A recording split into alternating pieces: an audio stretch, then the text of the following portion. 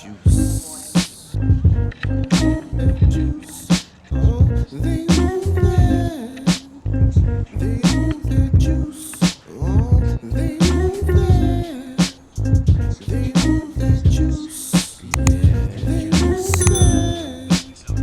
They want that juice. Oh, they want I tell them, you ain't gotta be bishop, you wanna have the juice. Everybody unique, no one can be like you. You ever seen that TV series Breaking Bad? As you know, it's based in Albuquerque, New Mexico. Now, if you didn't know, that show definitely brings in a lot of tourists.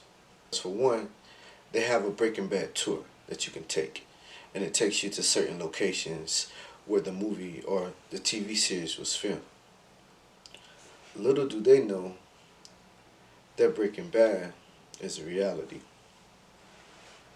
And in terms of the fact that meth is like the new crack. I can't say the new heroin because that's still on the streets. But meth is definitely, I would say, overtaken and is now generating something that's reminiscent of the crack era. Follow me with this one. Now, if you don't know, the show Breaking Bad was basically, I guess to sum it up, I really never got into it. I've seen bits and pieces. But to sum it up, it's basically a school teacher, you know, who at one point it became hard to make ends meet, you know, and was basically presented an opportunity, and the opportunity changed his life. And a part of that, he had to break bad, you know. But Breaking Bad, a lot of people see it from that perspective of that person breaking bad, breaking out of their character to do something that, you know, they had may never saw themselves doing to just make ends meet, you know. And at some point it may have become an obsession, an addiction. But let's look on the flip corner of that, you know.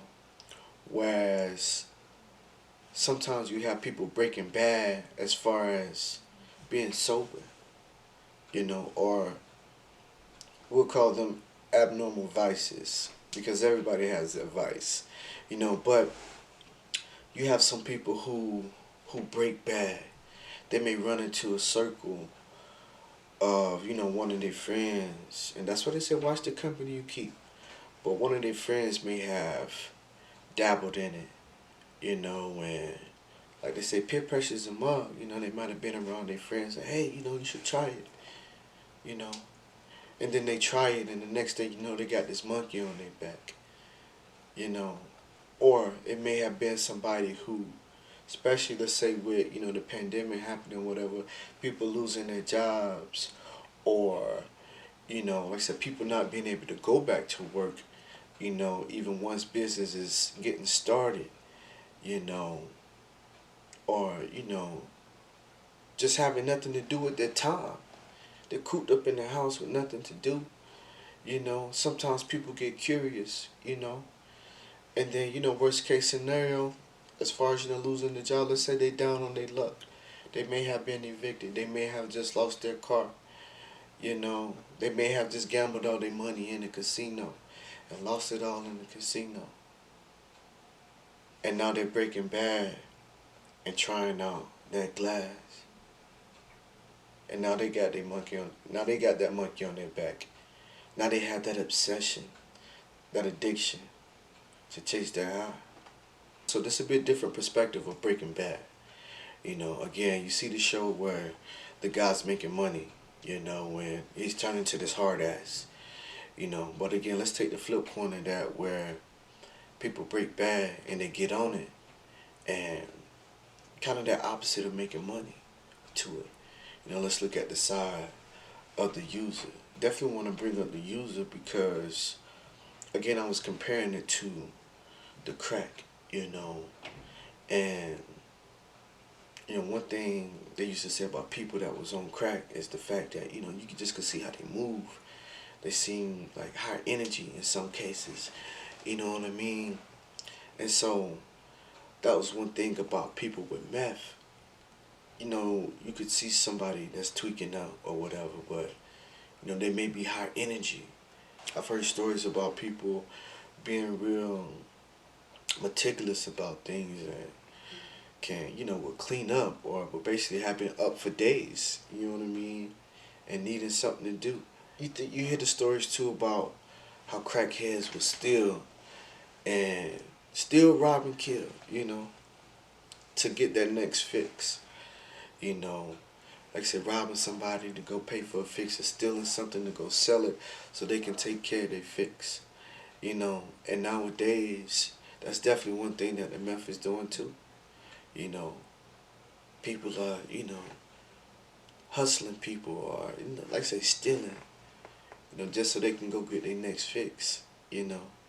So that's why I definitely say, you know, like I said, people look at that kind of, I don't want to say jokingly, but a lot of tourists come into town and it's just that, you know, it's entertainment to them, you know, when, you know, living here, you know, you see that, you know, and like I say, you have some people who are oblivious to it, and you have some people who recognize.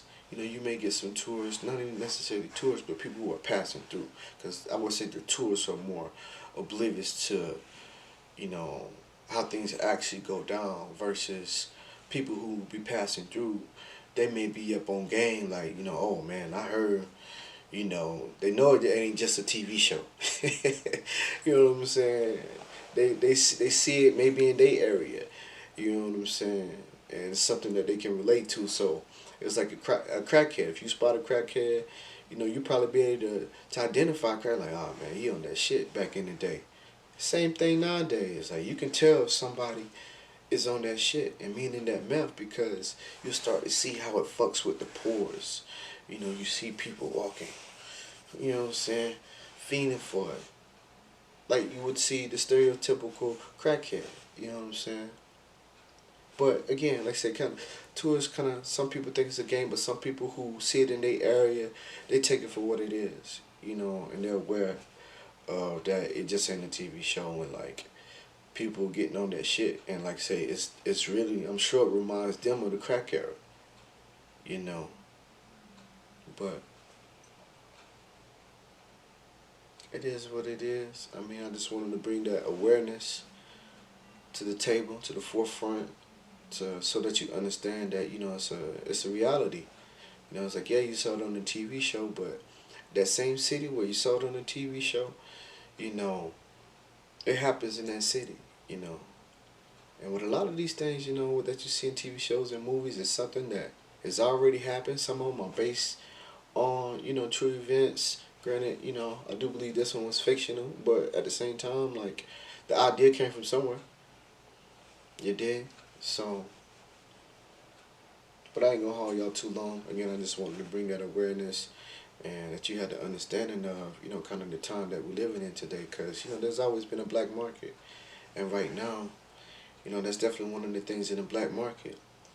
You know, as you can see, marijuana is being legalized in more states, more and more states, and I'm sure there's more to come. You know, but nowadays, they out looking for people who selling meth, fentanyl, heroin, and cocaine.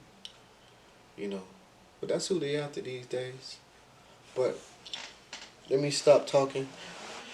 Like the video, share the video, comment, let me know what you think. You know, do you think, you know, meth is like the new crack? Do you think, you know, this new meth era is, you know, compared to the crack era, you know, as far as what we know? Because, you know, I was born in the late 80s, 89, you know, so I don't know when you was born, so I didn't necessarily, of course, live in that time. You know, I've seen, you know, the aftermath, if you would, you know, when seeing a crackhead or two, you know, but never knew anybody personally that was, you know, in that life, you know, in my time, you know what I mean? But again, tell me what you think. If you haven't already, be sure to subscribe to the channel, you know, so you can get notified whenever we do drop some new content, you know, but that's all I got for now, and until next time, We'll holla back. As always, thank you for watching A Black Man in New Mexico with your man, Mike Deloach. So, if you haven't already, hit that icon in the corner. Be sure to click on my face so that you can subscribe to the channel and get uploaded, when we drop that new content. And by the way, be sure to check out one of these videos here as well, to see what else we got going on in the content, But again, we appreciate you. It's your man, Mike Deloach. And until next time, we'll holla back.